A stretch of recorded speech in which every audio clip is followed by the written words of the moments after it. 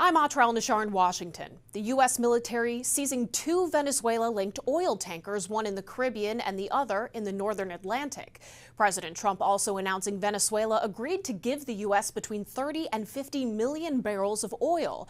There are a lot of moving pieces and questions about what all of this means for energy prices in the U.S. Narco-terrorism and gun charges were behind the U.S. military capture of Venezuelan dictator Nicolas Maduro and strikes on the country. Now, President Trump is setting his sights on Venezuela's oil. The United States government has already begun marketing Venezuelan crude oil in the global marketplace for the benefit of the United States. Wednesday morning, the administration confirms U.S. forces seized two oil tankers either last docked in Venezuela or on its way to Venezuela. This one, seized in the northern Atlantic, has Russia's flag painted on the side. It follows President Trump's announcement Venezuela will give the U.S. between 30 and 50 million barrels of high-quality sanctioned oil. We're going to sell it in the marketplace at market rates, not at the discounts Venezuela was getting. Not only will that generate revenue that will be used to the benefit of the Venezuelan people, and we're ensured that that's what the case is, but it also gives us an amount of leverage and influence and control over how this process moves forward. Many energy experts have their doubts it will be that simple. We are not expecting Venezuela to have an impact of any definitive value for really all of 2026. Venezuelan crude oil is often described as heavy and sour, and few refineries have the special equipment needed to process it. You're talking about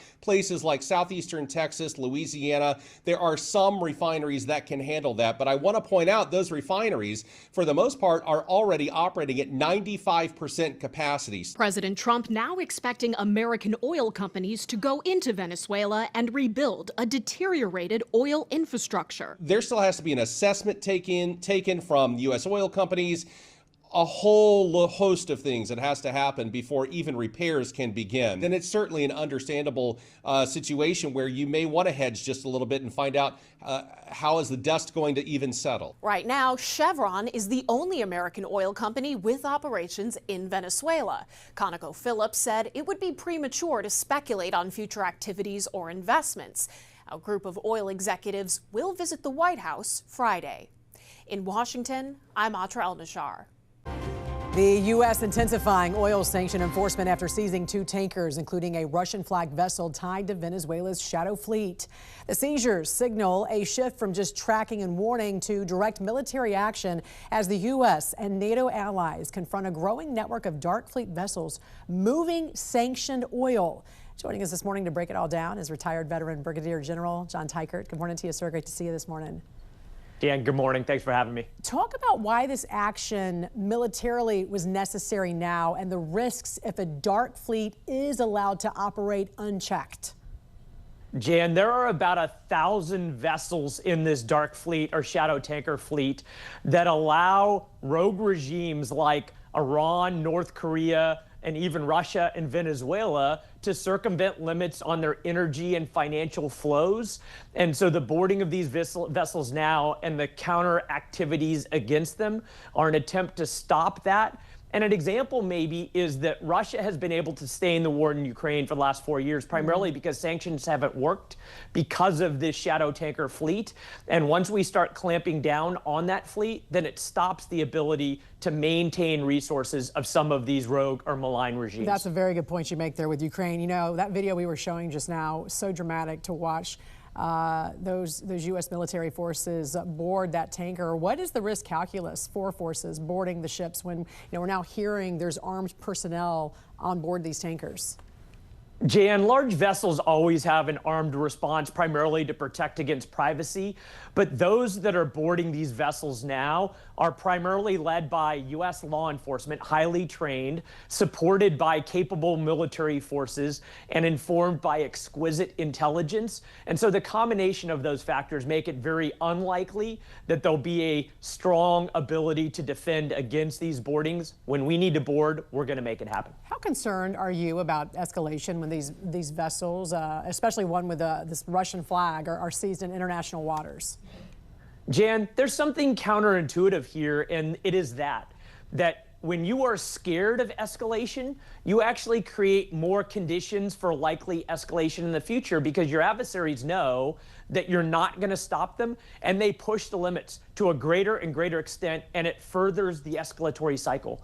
The way you stop that cycle is you take action. Your adversaries know that you have strength of capability and will, and that deters them. And that's actually the greatest way to stop escalation, is to stand up at the first part of escalation before it continues. And you mentioned all the dark fleet, vessels that currently are in our waters. Are we seeing the beginning of a new phase then, where sanctions enforcement now becomes like the standard maritime security mission?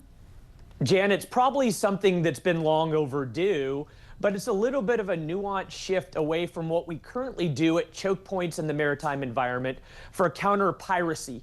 There are places like the Red Sea and the Gulf of Aden where there were concerns about Somali pirates primarily, and once we started to protect fleets through those areas, then we deterred those piracy activities. And this is a similar type of activity where now, especially at choke points around the globe, if we start standing up to the sanctioned tanker fleet, then we'll start to see that they will stop those activities because they know that we've got strength of capability and will to stop the type of activity that has been harmful to us thus far. Right, and I want to talk about big picture for just a moment, very quickly here before we go. China is the biggest buyer of Venezuelan and Iranian oil. Given the instability in Iran right now, given the Maduro regime increasingly is becoming isolated, does that put China on the losing end now of a major energy and geopolitical battle? Jan, the answer is yes, but let me go even bigger picture than that. The way the United States wins in geopolitical competition is twofold. Number one, that we have energy independence, drill baby drill, but maybe even more than that, we have indigenous capability to produce what we need, so we don't risk being cut off in our supply chain. But then number two, we maintain a global presence so that the supply chain is not disrupted to us and outbound from us. And maybe an example of that is during the previous 4 years, because of Houthi activity in the Red Sea, the cost of a container being shipped from East Asia to the eastern portion of the United States tripled. That is a cost that was passed on to the American consumer because we didn't control that global commons. And now if we actually show strength, then not only do we maintain the indigenous capability and maintain supply chain, but we also stop those increasing costs being passed on that would be otherwise harmful to the American consumer. Indigenous capability and strength in the global commons, those are the two ways that we win against any adversary, China, Russia, or others. Retired veteran Brigadier General John Teichert, as always, thank you for your time with us this morning and for your service. Absolutely. Thanks, Jan.